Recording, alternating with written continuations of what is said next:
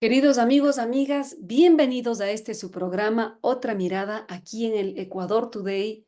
Y el día de hoy nos acompaña Decio Machado, director de este espacio y un referente importante en la izquierda de nuestro país. Siempre un gusto conversar contigo, querido Decio. Y bueno, hace unos meses hacías tú un pronóstico del entonces nuevo presidente Daniel Noboa, que si lograba resolver las principales urgencias de los ecuatorianos, bien podría pensarse en una reelección. Pero ¿qué diríamos ahora, Decio? ¿Qué dirías ante estas políticas tan erráticas que estamos viendo, tanto en su política interna, su política externa? ¿Por qué se está abriendo tantos frentes? Sí, de alguna manera parece que estamos viviendo de escándalo en escándalo, ¿no? El caso de la invasión a la embajada mexicana, la persecución y nueva persecución a periodistas, ¿no? El enfrentamiento con su vicepresidenta Verónica Abad. Yo digo, son estrategias de gobierno vacías, ¿no? De esta oligarquía, incluso para sacarnos de los temas importantes de eso. Porque yo digo, no estamos diciendo nada sobre lo que está ocurriendo con la firma de la Carta de Intención con el Fondo Monetario Internacional. Sí, uno de los estancamientos económicos importantes que estamos viviendo ahora los ecuatorianos es precisamente por esa imposición de medidas. No decimos nada de la eliminación de los subsidios a los combustibles, ¿no?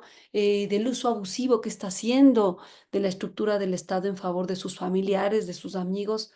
¿Cómo percibes al gobierno de Daniel Noboa rumbo a su posible reelección, Decio? Qué gusto que estés con nosotros. Gracias por la invitación, Vero. Un saludo a todo el equipo del Ecuador Today y a toda la audiencia. Bueno, yo creo que, yo creo que el gobierno de Noboa ha entrado en una dinámica que yo diría que parece a priori, todavía es pronto para evaluarlo bien, pero digamos tendría connotaciones como muy parecidas a los patrones de declive que hemos visto en los gobiernos de Moreno y de Lazo. Voy a explicar esto, digamos, un poquito técnicamente, ¿sí? El gobierno de Moreno alcanzó su máximo nivel de popularidad en el segundo mes de gestión, julio del 2017, quiero hacer memoria, y alcanzando como un 74% de popularidad. Y el de Lasso también alcanzó su nivel mayor de popularidad en el segundo mes de gestión, en este caso era junio del 2021, alcanzando como un 70% de popularidad. Si te das cuenta, son cuotas muy parecidas y, digamos, si uno analiza cómo fueron perdiendo, digamos, popularidad, puntos porcentuales de popularidad en los 4 meses siguientes, o sea, el periodo de los 6 meses, voy a utilizar eso porque son 6 meses o 7 ya los que lleva Novoa de gestión, digamos, los indicadores vendrían a decir que el promedio de pérdida de popularidad desde el segundo mes al sexto mes, durante esos 4 meses, es de 8 a 10 puntos aproximadamente, tanto en el caso de Lenín Moreno como en el de Lasso. Si uno analiza esto con Noboa, verás que la máxima popularidad del presidente Noboa se dio en febrero, es decir, 3 meses después de empezar su gestión, tras haber, digamos, firmado el decreto este de la guerra interna contra los grupos delictivos del país, donde alcanzó el 81%, y si uno mira la última encuesta que tenemos, que es de finales de mayo, al respecto de esto te das cuenta de que bajó al 57%. Si sacas el promedio, verás que vuelve a repetirse un promedio muy parecido, un porcentaje estimado de el 8% de puntos porcentuales de pérdida de popularidad mensual, ¿sí? ¿Qué quiero decir con esto? De que parece que desde que empiezan a caer en popularidad, ese es el indicador tal. En el caso de Novoa, eso lo podemos computar sobre 3 meses de gestión solamente, desde febrero hasta mayo. En el caso de Moreno y de Lasso, evidentemente ya hay un histórico. Si este patrón de declive se mantiene en los próximos meses, podríamos decir que al cabo del año, del primer año de gestión, tanto Moreno como Lasso habían bajado al 24% de popularidad, y podría ser que, llegado noviembre, si este es el patrón, el gobierno del presidente Noboa estuviese en unas, digamos, indicadores más o menos parecidos. Con lo cual, de alguna forma, quedaría abierta, digamos, la disputa electoral. Yo creo que no, Ujú. o sea, es muy pronto como para decir que el presidente Noboa goza de mayorías y que por lo tanto va a ganar, etcétera, porque me parece que se están reproduciendo lo que definimos técnicamente como patrón de declive en la popularidad de mandatarios. Y en este caso me parece que hay una lógica similar, o parece que está apuntando a una lógica similar los declives de Moreno y Lasso con el que estamos asistiendo de Noboa en este caso. Todo esto se enmarca efectivamente en toda esta dinámica que tú bien indicas, es decir, un montón de conflictos abiertos de muy diferente calado, digamos que van conjuntando muchos enemigos al mismo tiempo y Así que es. ha cambiado la dinámica de las redes sociales, digamos, del gobierno y del propio Novoa en este momento, ¿no? Es decir, de tener, digamos, esa hegemonía en redes sociales en este momento, lo que estamos viendo es que mantiene la hegemonía basado en cuentas troll, en agencias digitales, etcétera, que deben estar contratadas por Mm. el gobierno y que por lo tanto lo que generan es una burbuja ficticia de lo que realmente es la conversación digital. Por lo tanto, yo creo que lo que asistimos es a un declive, digamos, en la popularidad del presidente Noboa y posiblemente en las próximas encuestas que puedan salir durante este mes o el que viene, va a ser lo que va a permitir constatar que realmente esto es así, pero es de presuponer que va a ser así, ¿no? Y este tipo de conflictos que quizás se dan más dentro de las redes sociales, ¿tú crees que influye en el votante de a pie? O sea, ¿es información que le llega a la gente o estamos viendo hay dos realidades, dos formas de ver y de evaluar al gobierno? Bueno, yo creo que efectivamente en el Ecuador todavía las redes sociales te dan un indicador que no es del todo real, ¿no? Es decir, Ujú. que hay sitios donde la democratización digital, donde la brecha digital es menor o casi está resuelta, digamos, el indicador digital es más adecuado a la realidad, ¿no? En el caso del Ecuador, yo creo que efectivamente hay dos realidades. Una es digital y otra es, digamos, la de terreno, la de territorio, la de verdad, ¿no? La de con la gente. Pero aún así me parece que son elementos que no podemos ignorar. Yo creo que el presidente Noboa ha entrado en, digamos, entró en un punto de inflexión fundamentalmente a partir del mes de mayo y de finales de mayo. Y me parece que ese punto de inflexión es un punto de inflexión que marca un desgaste de popularidad porque de alguna forma las cosas tienen un límite. Me parece que las construcciones de imagen artificial, que es un poco lo que se ha hecho con la imagen de Noboa, es decir, estas contradicciones entre el discurso y la praxis del gobierno, esos indicadores sobre empleo, seguridad, etcétera, salud y demás que el presidente está dando y que luego nos ajustan a los datos reales de las propias fuentes institucionales, INEC, IES, etcétera, es decir, de alguna forma van mermando de alguna forma la credibilidad en el presidente. Por lo tanto, yo creo que ese fenómeno estamos asistiendo y en todo caso lo que está por ver es cómo va a evolucionar esto de aquí a finales de año con el fin de ver cómo llega el presidente Noboa, digamos, a lo que es oficialmente el inicio de campaña, que sería a partir de primeros del 2025. ¿Y verías ahí una ruptura, di tú, de las propuestas de derecha o quizás vemos también que pueden aprovechar este escenario otros actores, ¿no? Incluso se escuchaba al presidente Correa, expresidente Correa, ya mencionar algunos candidatos para la derecha, ¿no? Mencionaba a Topic y digo, quizás lamentablemente incluso poniendo algunas líneas rojas para algunos dirigentes de izquierda, algunas propuestas de izquierda. ¿Quién gana en este escenario, Decio? ¿Cómo ves ahí los nuevos actores rumbo al 2025? Bueno, yo creo que la cartografía electoral se está configurando en este momento. Sí, el ecosistema que vamos a tener, digamos, el abanico de ofertas electorales que vamos a tener para el 2025 todavía está en configuración. No sabemos quién va a ser el candidato social cristiano. Si va a ser Topic y esta bajada de Topic es una estrategia para volver a aparecer, ¿no? Más tarde. Si Ujú. no, si los socialcristianos siguen diciendo públicamente que van a presentar a alguien, digamos, miembro del partido, esto indicaría que no sería Topic. En este caso, vamos a ver qué es lo que pasa ahí. Parece que lo de Construye y Creo irían por la línea de Cucalón, según, digamos, el propio Cucalón está indicando públicamente que están negociando ahí con María Paula Romo, etcétera, tal. Y, digamos, hay que ver también qué pasa con otras organizaciones de carácter más neutro. Estos partidos un poco atrapa todo, ¿no? Avanza, Suma, etcétera. Sí, se van a alinear algunas de estas candidaturas, van a hacer alianzas electorales o si van a intentar presentar candidatos propios o tal. Esto está por ver. Y en el ámbito de la izquierda, me parece que ahí las candidaturas están un poquito más definidas, ¿no? En principio parece que estarían según se ha aprobado en las convenciones del Pachacuti, Leónidas Sisa por un lado, estaría Pedro Granja con el Partido Socialista por otro, evidentemente el correísmo con estos candidatos que todavía están por definirse por parte del partido, pero que estaría la cosa entre Verduga, Yalc y Luisa González. Yo más bien me inclino con que posiblemente sea Luisa González la candidata, pero bueno, esta es una opinión personal. Y también estaría el MPD con Escala. Yo creo que ahí todavía no está cerrada la posibilidad de una unidad. Me parece que difícil con el correísmo, me parece que el expresidente Correa en este tipo de declaraciones que hace, lo que hace es dinamitar cualquier posibilidad de que exista, digamos, esa coalición o esa alianza electoral. Yo creo que no le interesan. Hay un sector del correísmo que no tiene interés en eso y posiblemente porque tenga que negociar las listas asambleístas, por cosas de este tipo, y esto les genera algún tipo de problema o les hace perder, digamos, incidencia en el bloque parlamentario.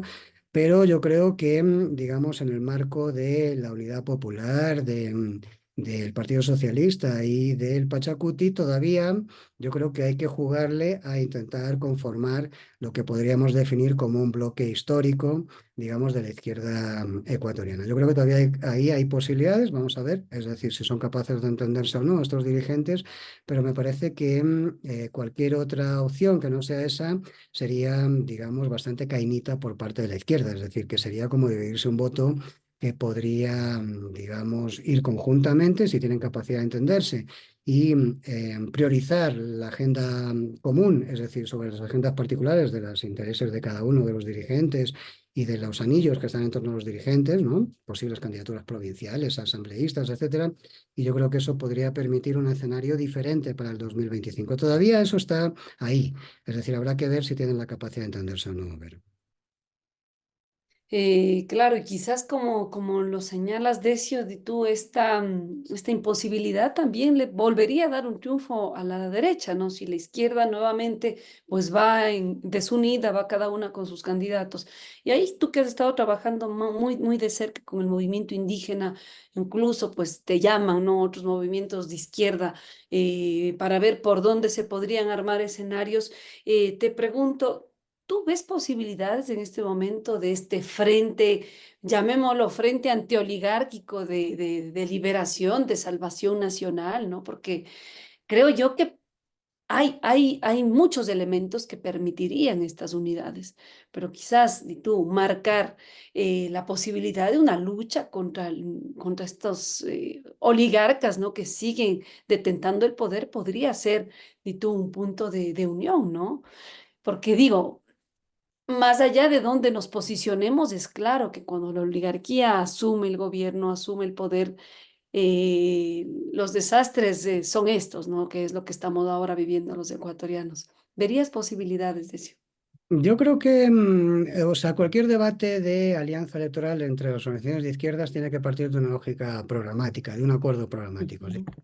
Yo ahí le veo una dificultad al acuerdo programático con, digamos, la lista 5 o con la Revolución Ciudadana. Y digo esto porque para algunas organizaciones, le das el caso del movimiento indígena, su estructura política, que sería el partido, el Pachacuti, digamos, digamos, hay lógicas ahí que son rupturistas con respecto a, digamos, los planteamientos del correísmo. Y digo esto porque ahí está la lógica, digamos, de superar el extractivismo como modelo de desarrollo nacional o temas que tienen que ver con la educación bilingüe, ¿no? Hay varios elementos que son conflictivos en ese sentido que me parece que tienen como muy pocos puntos de acuerdo. Fundamentalmente con el ala, digamos, más tradicional de dirigencia del correísmo y empezando, evidentemente, liderado por el propio expresidente Rafael Correa. Sin embargo, me parece que entre las otras organizaciones sí podría haber, digamos, esa posibilidad de acuerdo programático. Más bien lo que me parece es que lo que hay que vencer son las agendas personales o los intereses personales o las aspiraciones personales de los diferentes miembros o cuadros de los partidos políticos en liza, ¿no? En este caso. Me parece que ahí es donde hay que superar. Pero esto es una cuestión de bondad y de priorizar la agenda del procomún o la agenda colectiva o los intereses del pueblo ecuatoriano por encima de los intereses personales de cada uno. Ahí nos tiene que demostrar la izquierda en sus diferentes vertientes, su madurez, pero creo que esto está en el tejado de las diferentes organizaciones políticas que aspiran a, digamos, transformar el país, ¿no? Claro, sí, no, tienes razón, porque creo hay temas que no se están tocando, ¿no? Por ejemplo, ahora mismo, como tú mencionabas, ya la CONAIE, ya el Pachacuti, pues se han reunido y le han presentado al país una propuesta, un plan de gobierno y nos dicen, bueno, discutamos, aquí hay esto.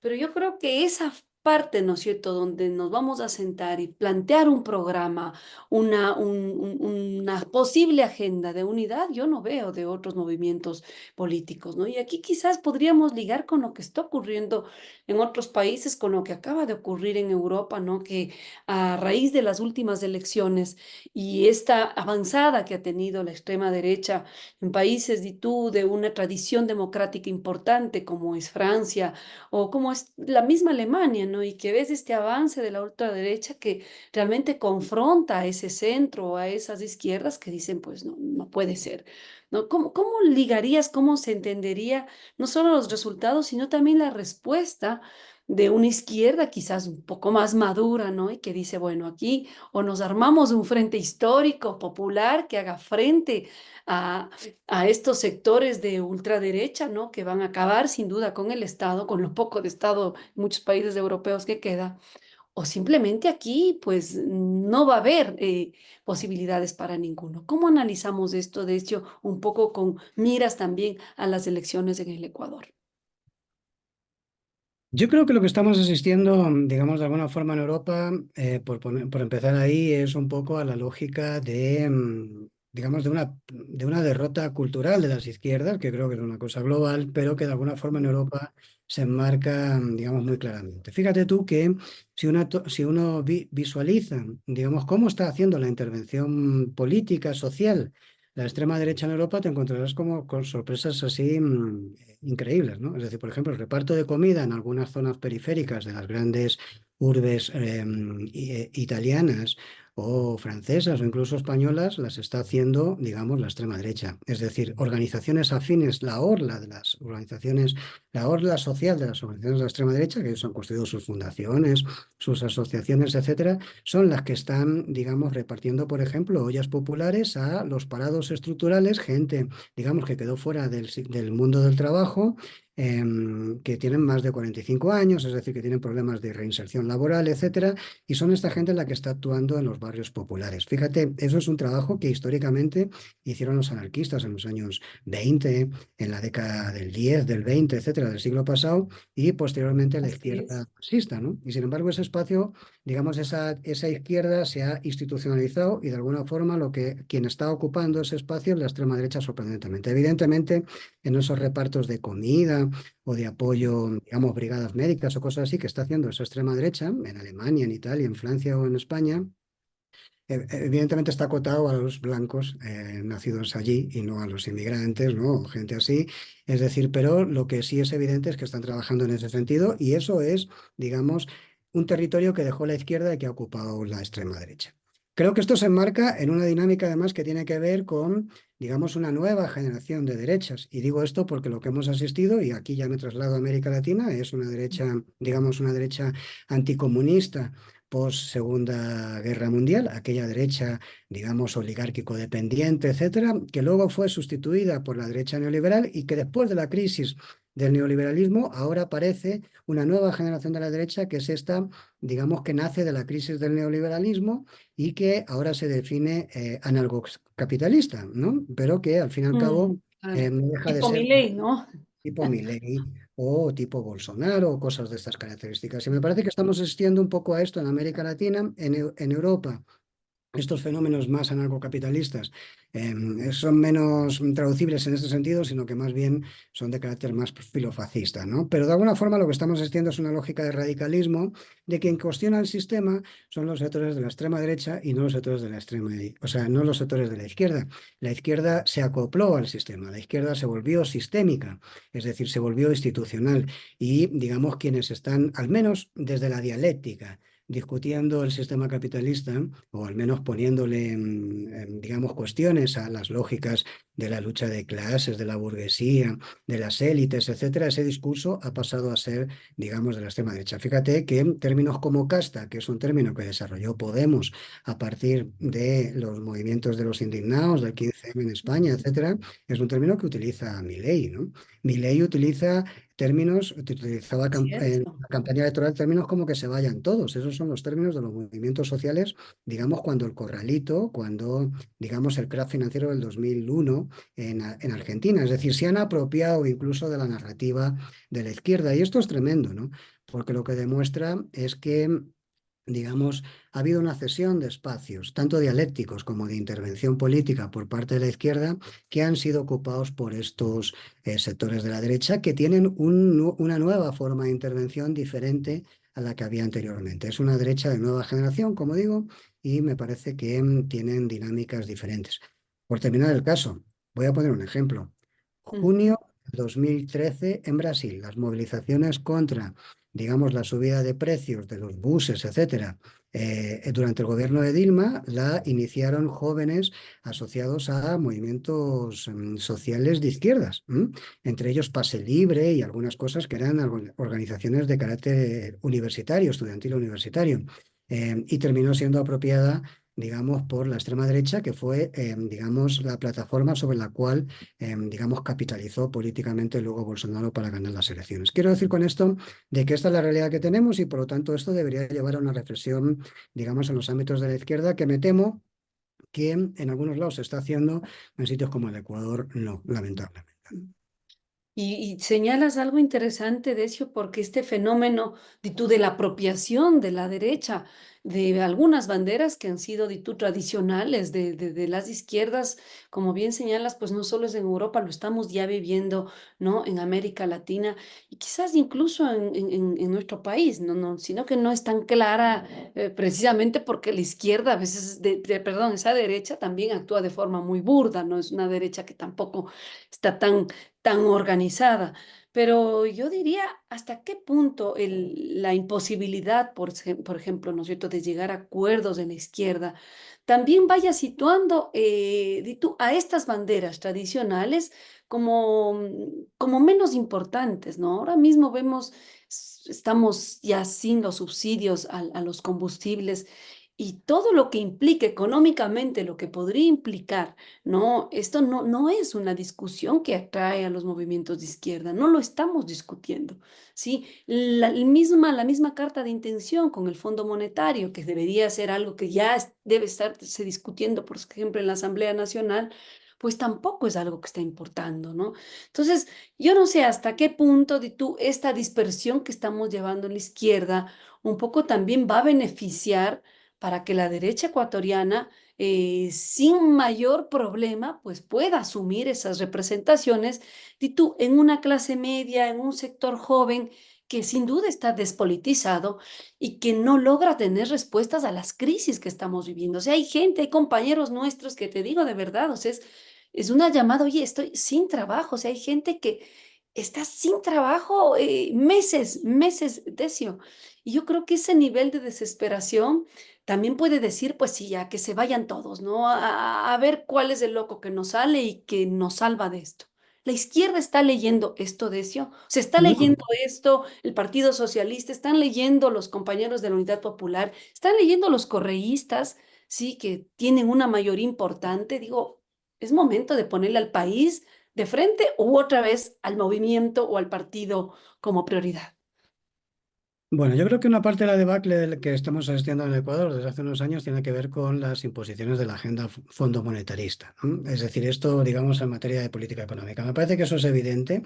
Digamos, hay una serie de imposiciones en esa agenda que, evidentemente, son medidas económicas antipopulares y que hacen que la carga de la, digamos, de la salida de la crisis o de la pretendida salida de la crisis desde una perspectiva neoliberal, digamos, recaiga sobre las clases populares o las clases medias, etcétera, ¿sí? Esto es una realidad. Y creo que hay una realidad que tiene que ver con la lógica del capitalismo en sí, y es esto de la privatización de los dolores. Aquí voy a aumentar una lógica que tiene que ver con Jacques Rancière, ¿no? Ujú. Rancière desarrolla, digamos, hace tiempo ya una tesis en la que habla de la politización de los dolores. El sistema capitalista tiene esa ¿De capacidad la politización de qué decías, Decio, perdón? de los De los dolores. dolores. Ujú. Entonces, el sistema capitalista tiene esa capacidad de privatizar los dolores, de particularizarlos. Por lo tanto, cuando tú decías un padre de familia o una madre de familia que se queda sin empleo, una cabeza de familia que se queda sin empleo y que no puede cubrir las necesidades de su familia, no puede, digamos, tiene que bajar la calidad de los alimentos para sus hijos o no puede matricularlos en la universidad, etcétera. Digamos, esto se entiende como, de alguna forma, la frustración se traduce en algo particular, ¿no? Como que no estudié, no tengo capacidad de insertarme en el mercado laboral, es decir, es que no valgo, cosas de ese tipo, y esa frustración se hace, digamos, como individualizada y se lleva a los diferentes hogares. Yo creo que esa politización de los dolores es cuando, digamos, esto es capaz de, digamos, salir públicamente, porque esa frustración tú no encuentras trabajo no por tu culpa, sino porque el sistema no te está dando trabajo. Está Y por dando lo trabajo. tanto, hay un problema político ahí que tiene que ver con las lógicas de las políticas económicas, de las políticas públicas, etcétera, digamos que deberían de facilitar eso en su servicio a la sociedad. Por lo tanto, yo creo que cuando esos dolores se politizan, tienen una expresión política, se socializan en la comunidad, en la sociedad, etcétera, es cuando salen de las casas, cuando dejan de ser privados para ser públicos. Y cuando son públicos es cuando de alguna forma toman su lógica política y eso se puede traducir desde la movilización social hasta procesos de votación, o sea, conducciones de votación. Me parece que ese es el gran reto de la izquierda ecuatoriana, por ejemplo, en este momento, ser capaz de politizar el dolor que hoy está privatizado, digamos, en el Ecuador. La gente hay una gran Tienes cantidad razón. de ecuatorianos que viven en unas situaciones de supervivencia. Son 7 millones, digamos, de pobres en el Ecuador en este momento. 5 de ellos, digamos, ganan menos de $3 al mes al día, perdón, y 2 millones viven con 1,7, ¿no? O sea, menos de $1,7 al día. Quiero decir, o sea, están en extrema pobreza. Esto está particularizado, está privatizado. Si los candidatos o, digamos, el programa o el discurso o la narrativa de la izquierda es capaz, digamos, de identificarse con esas causas que hoy parecen personales y no públicas, no colectivas, digamos, puede, vuelvo a repetir en términos de Rancière, politizar ese dolor y traducirlo, digamos, en una narrativa tal. ¿Por qué? Porque la narrativa de la derecha ya sabemos cuál es. Es el tema de la seguridad, el tema de la inversión extranjera o la inversión, digamos, en el Ujú, mercado. Por ujú, tanto, hay que facilitar las condiciones para que los negocios sean viables, es decir, para no sé qué, para la inversión en extractivismo, para ampliar la frontera petrolera, es decir, porque, digamos, las movilizaciones indígenas significan un obstáculo para que haya inversiones ¿no? en ujú, minería o en petróleo, etcétera. Y ese tipo de discursos, si vas a competir en ese campo, pues evidentemente estarás compitiendo en el campo o estás jugando en el campo, digamos, del contrario, no en el tuyo. Yo creo que la izquierda tiene que recuperar sus posiciones, que es de donde partíamos esta entrevista, y, digamos, volver a actuar sobre, digamos, los dolores de la gente y no las necesidades del sistema capitalista para funcionar en sí, ¿no? ujú, ujú, así es.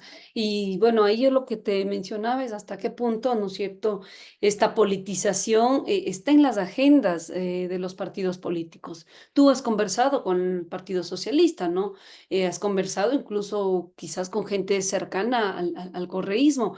¿Qué están diciendo? O sea, ¿qué están pensando? Porque tú quizás estas conversas, estas preocupaciones, está en las organizaciones sociales. Ahora mismo tenemos pues la organización de todos los que están con deudas, ¿no? Con deudas reales con la banca, sí, con la banca pública, Decio, gente que, di tú, pequeños productores, medianos productores, que constitucionalmente tendrían ese derecho, pero que nadie está moviendo nada por esa gente que, di tú, desde la pandemia prácticamente quedaron quebrados y nadie dice nada, ¿no? Esa gente se está reuniendo, el día de ayer hubo reuniones interesantes, importantes, ver cómo poder empujar alguna ley, alguna salida para, son miles de campesinos de que están en esto. Digo, ¿hay algún movimiento, hay algún partido que se pueda hacer voz de esas necesidades reales que tú estás mencionando? ¿Qué te dicen? y los dirigentes, ¿no? De estos movimientos. Incluso, ¿qué te dice Leonidas? Porque yo digo, con todo el respeto y cariño que se pueda tener con Leonidas Issa, ojo, si Leonidas va solo, si Leonidas no va arropado de una movilización social que incluya clases medias, que incluya estudiantes, que incluya movimientos de mujeres, pues quizás pueda ser, di tú, una derrota, no solo para el movimiento indígena, sino para la posibilidad de la izquierda en el país, Decio. Sí, yo creo que ninguna izquierda gana sola, de las diferentes izquierdas estas políticas, ¿no?, que hay en el país, creo que ninguna gana sola, eso es eso es evidente. Claro, esa renuncia por parte de de los dirigentes carismáticos de la Revolución Ciudadana, vamos a llamarlos así, ¿no?, o los Mm, históricos, su líder máximo, parece que más bien es intentar jugar a la lógica de yo gobierno desde la Asamblea o condiciones de la Asamblea, porque se supone que sacarían un bloque importante, etcétera, que es lo tradicional, ¿no? Pero digamos no una disputa, digamos, por llegar a Carondelet, yo lo entiendo así.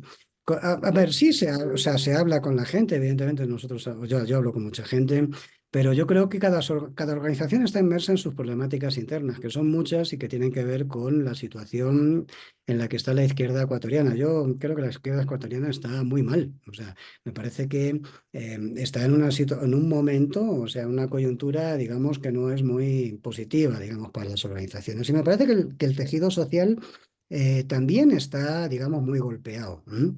Quiero decir con esto de que habrá que ver, la CONAIE está debatiendo la posibilidad de movilizar por el tema de los subsidios, están discutiendo esas cosas, yo no sé, tendrán que ver, o sea, vamos a ver si esas movilizaciones se dan, cuál es el músculo, digamos, ujú. movilizador que tiene en este momento, la capacidad de movilización que tiene en este momento, yo desconozco eso, pero lo que sí me da la sensación es de que se están priorizando como más lógicas que tienen que ver con las problemáticas de cada una de las organizaciones a nivel interno. Evidentemente la CONAIE es muy importante, o la del Pachacuti, ¿no?, en su expresión política es muy importante, pero eh, me parece que ahí como se están discutiendo otras cosas que no son exactamente estas. Yo cuando tú hablas de estas cosas con los Sí. compas y las compañeras, evidentemente lo entienden, pero luego llega, digamos, la realidad cotidiana, es decir, que les hace, digamos, meterse en sus dinámicas internas y tener dificultad para procesar este tipo de cosas. Pero me parece que ahí está el reto, ¿no? Todavía tienen tiempo de poder hacerlo, vamos a ver si son capaces de entenderse entre ellos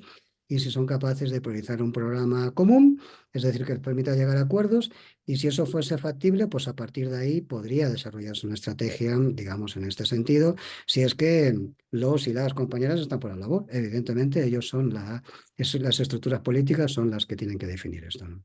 Y Decio, y yo creo que la madurez política también es sentarse y conversar y decir, bueno, ¿en qué podemos llegar a esos acuerdos, ¿no? Mira, acabamos de vivir dos elecciones con resultados diferentes, ¿no? Una, la elección de México, que bueno, esa no la comentamos, ¿no? A ver qué opinión también te da. Pero mire, es interesante porque, dito, el movimiento Morena, a pesar de que ha tenido un apoyo interesante, ha hecho un gobierno para la gente, pero no dejó de conectarse con los otros movimientos. Es decir, Morena no dijo, ah, yo voy solo en la elección, ¿eh? Tengo 6 años gobernando, carro completo, aquí voy solo. No, se sentó con los ecologistas. Ojo, que los ecologistas mexicanos no son como el ejemplo del ecologismo, ¿no? Pero bueno, a pesar de sus contradicciones, se sentó con los ecologistas, se sentó con el Partido del Trabajo, se sentó con gente, ¿no? Incluso de otros movimientos sociales que se alejaron en algún momento del movimiento Morena.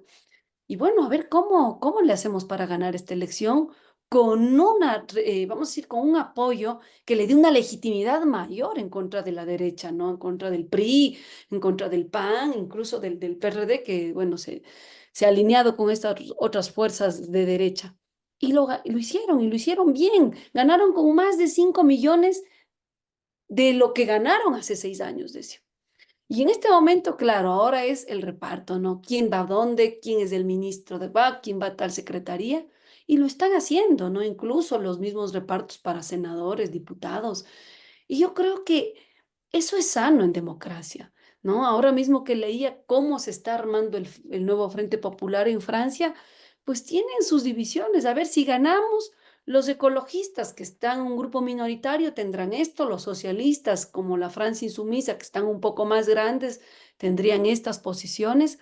Yo digo, ¿por qué no nos sentamos en el Ecuador siguiendo estos ejemplos regionales, mundiales y decir, bueno, ¿en qué nos podemos poner de acuerdo? Y dejando un poco de lado, ¿no? Esas mezquindades de la política, ¿no? Esos pasados que lo único que hace es seguir estancados, ¿sí? En nuestros espacios, ¿no? Pequeñitos de poder. Y yo creo que si avisoramos, ¿no es cierto?, esta realidad regional, mundial, podríamos hacer algún esfuerzo por llegar al Ecuador. Por eso te decía, ¿qué te están diciendo tú que tienes llegada? A veces estos personajes como tú, ¿no? Que tienen la posibilidad de conversar con todos, precisamente, ¿no? Por tu trayectoria, porque tienes ahí una posibilidad de bisagra en algunos sectores, podríamos llegar a aquello. Pero Mira, yo bueno, creo no que sé, ¿qué opinión te da esto, no? yo creo que digamos, un antecedente muy negativo en esto. Es decir, y que no se termina de superar, ¿no? Y es que Mm, hemos tenido un gobierno teóricamente de izquierdas durante 10 años en este país que lo que le decía a los demás es que si tienen algo que decir, que ganen las elecciones, ¿no? O sea, eso le decía al movimiento indígena, ¿no? O a otras organizaciones políticas de izquierdas o estructuras sociales de izquierdas. Me parece que en este sentido ese antecedente no ayuda mucho, ¿no? Es decir, porque además sigue siendo un poco esa dinámica, ¿no? Las últimas declaraciones del expresidente Correa en medios de comunicación fue llamarle limitado a ISA, decir que el Partido Socialista estaba dirigido por delincuentes o, digamos, decir que el MPD, digamos, era una lacra para la educación, no sé qué. Y bueno, uno puede discutir cosas en concreto, pero, digamos, son posicionamientos que cierran las posibilidades de debate entre las izquierdas. Me parece que pues, son posicionamientos, digamos, absolutos, ¿no? Si esto se mantiene así, evidentemente con ese espacio es muy difícil poder dialogar, ¿no? Muy difícil que se generen las condiciones para sentarse en una mesa. Me parece que ahí hay una cuestión que debería analizarse el correísmo, es decir, si sigue priorizando como que su agenda política es, digamos, las agendas la priorización de las agendas personales del presidente Correa, la impunidad o sobre ser sus causas o etcétera, o de algunos dirigentes que tienen ahí sus procesos judiciales, sean justos o no, no voy a entrar en esto ahora mismo. Si eso sigue siendo la prioridad y la prioridad no es hablar de política, digamos, en el país y de las necesidades de la sociedad, pues estamos complicados. Entonces, creo que ujú, esto es una parte. La otra parte es que me parece que procesos como el de México demuestran cosas. Mira, yo he participado en varios espacios, digamos, de confluencia de movimientos sociales, en la UNAM, en otros ujú. espacios, es decir, en diferentes momentos del gobierno de López Obrador, y mientras la actual presidenta electa, ¿no? Era ministra de Ambiente. Yo he visto a los grupos de ambientalistas censurar, es decir, críticamente la gestión de Claudia, ¿no? Es decir, en el Ministerio de Ambiente. Pero sin embargo, llegadas las elecciones, he visto la capacidad de poder entenderse, por lo menos entre varios de estos sectores, ¿no? No Exacto, exacto, por lo menos varios ciertos sectores. puntos, ¿no? Pero había una actitud, tanto por parte de Morena como por parte de esos sectores, de querer entenderse. Y yo creo que esta es la parte que hay que trabajarla, hay que ver qué es lo que pasa en Ecuador. Yo no veo, digamos, pensando en el correísmo, haciendo la trasvase a Morena, que el correísmo esté por esa labor, por lo menos sus máximos dirigentes. Creo que hay sectores del correísmo que sí, evidentemente. Hay sectores generacionales más jóvenes, es decir, que están cuestionando, digamos, esta lógica absolutista, ¿no? Voy a llamarlo así, napoleónica, ¿no? Es decir, que de liderazgo del correísmo, dentro del correísmo, etcétera, pero digamos, mientras las decisiones se tomen en los espacios que se toman, que son espacios como muy unipersonales, es decir, pues me da la sensación de que eso va a estar bloqueado. Posiblemente esto cambie después del 2025 si el correísmo no gana las elecciones, y es muy posible que no lo gane, ¿no? Entonces creo que ahí va a haber algún cambio interno porque creo que la situación no da más de sí. Por otro y esto podría permitir que se construyesen nuevas cosas en el Ecuador desde los ámbitos, desde nuestros mundos, ¿no? Más de izquierdas, de poder entenderse y poder tener un planteamiento como más plural. En todo caso, hay otras organizaciones políticas y hay otros espacios que sí deben trabajar en eso, que tienen Mm. que voluntad de hacerlo, o al menos dicen que lo tienen, y habrá que ver si son capaces de llevarlo a la práctica o si realmente son honrados cuando dicen que tienen esa voluntad, es decir, de entenderse. ¿Sí? Y entenderse es que si tu candidato no es el primero de la lista en, voy a decir cualquier cosa, en la provincia X, pues tendrás que ceder para que sea el tercero, es decir, porque en la provincia B será el primero y así sucesivamente. Pero claro, Así es, así se hace. esto significa que el líder del partido X en tal provincia tiene que digamos, aceptar esa negociación y tiene que ceder, es decir, y quizás eso significa ceder su curul por una causa común, es decir, que es el pro de la sociedad. Si tienen capacidad de hacer eso, estaremos hablando de una izquierda con sensibilidad social. Si no tienen capacidad de hacer eso, lo que estaremos hablando es de plataformas electorales, pueden definirse de izquierdas o como quieran, pero son meros aparatos, digamos, para ocupar un espacio de poder dentro de un sistema que además no es el suyo, ¿no? Exactamente, de hecho, coincido contigo y habrá que denunciarlo, ¿eh? O sea, tenemos que hacerlo porque no es posible que sigamos amparados o cobijados con una idea de la izquierda cuando esta izquierda lo que no quiere es precisamente asumir esa representación y digo, y el riesgo de lo que es, pues vamos a gobernar cueste lo que nos cueste, ¿no? Que es lo que que es lo que está ocurriendo en otros lugares, porque claro, tener a una derecha en el poder pues obviamente no es nada fácil, sabemos que no es nada fácil, pero es necesaria esos encuentros, esas agendas comunes, esos programas que nos permita ganar. Y yo digo, como lo señalas, no, lo señalas tú, nuestra convergencia programática es posible, ¿no? Por ejemplo, el tema mismo que se ha conversado, ¿no? ¿Qué se va a decir en frente a los combustibles, ¿no es cierto? ¿Hay subsidio o no hay subsidio? Estamos hablando de esto a la izquierda. ¿Qué se va a decir sobre la presencia norteamericana en nuestro país? ¿Sí? ¿Estamos hablando de soberanía o no en el Ecuador? ¿Sí? ¿Qué va a pasar, no sé, con el mismo entreguismo que estamos viendo con el Fondo Monetario Internacional? ¿Sí? Es necesario asumir una responsabilidad con el campo, con la soberanía alimentaria de nuestro país o no? ¿Qué se va a hacer con la defensa de la naturaleza?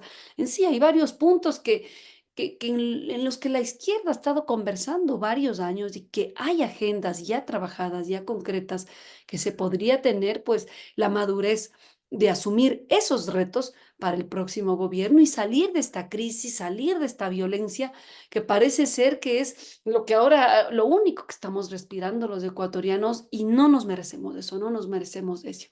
Yo te agradezco muchísimo, de verdad, estos minutos, ¿no? que hemos podido conversar contigo.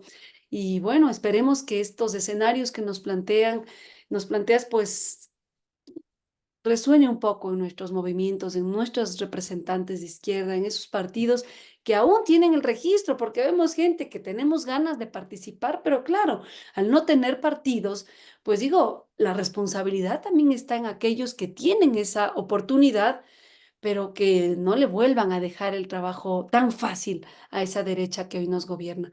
Te dejo con palabras finales, Decio, y nuevamente te agradezco. Y a ustedes, amigos, también les agradecemos mucho por acompañarnos en esta entrevista. Decio.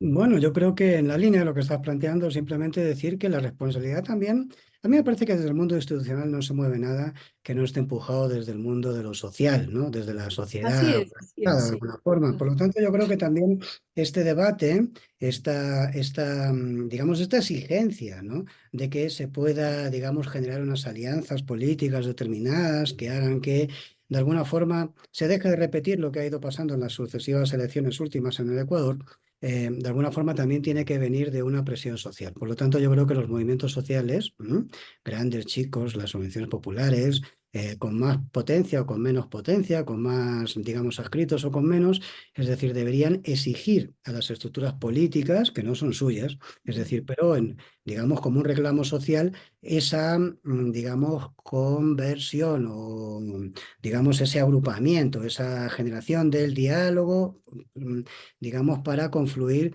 en una alianza político-electoral. Por lo tanto, me parece que también hay una responsabilidad desde los sectores sociales en esto, ¿sí? Sin Si duda. pretendemos que cualquier gobierno haga las cosas sin presión social, pues puede ser el gobierno que tú quieras, del color que sea, que no, evidentemente será insuficiente lo que haga por sí mismo si no hay presión social. Por lo tanto, me parece que en este caso la posibilidad de que haya una confluencia de organizaciones políticas y sociales para generar una propuesta político-cultural, político-social-cultural, es decir, un movimiento de otro tipo, etcétera, que se presente a las elecciones con un programa que incorpore, digamos, reivindicaciones sociales, también está en la cancha de las estructuras sociales. Por lo tanto, me parece que ahí, o sea, ellos no son los que van a negociar, evidentemente, no son los partidos, pero digamos sí demandarles o exigirles que eso se dé y que se priorice, como digo, las agendas comunes por encima de las particulares, ¿no? Pero yo diría que eso ahí, es decir, como un llamado para tal, porque el tiempo se pasa, las alianzas, los periodos de alianzas tienen su plazo en el CNE y me parece que hay 2 meses para hacer esto, o mes y medio, y por lo tanto esto se tiene que, digamos, resolver de una forma extremadamente urgente en este país, si es que hay capacidad de que dialoguen los diferentes espacios. Y si no, pues lo que nos veremos abocados es a una repetición de circunstancias que ya hemos conocido anteriormente y que conllevan a los dramas sociales que vivimos en este país en este momento, ¿no? Así es, Decio. Bueno, esto no acaba aquí. Sigamos con estas conversaciones, Decio, a ver cuándo nos vuelves a acompañar. Y vamos a seguir en esto, compañeros, amigos, amigas que nos escuchan, nos siguen en redes. Así que compartan estas entrevistas, denos like y nos ponen ahí una palomita de bien. Y bueno, nos vemos próximamente. Te mando un abrazo, Decio. Qué gusto verte. Chao, chao. Chao, chao.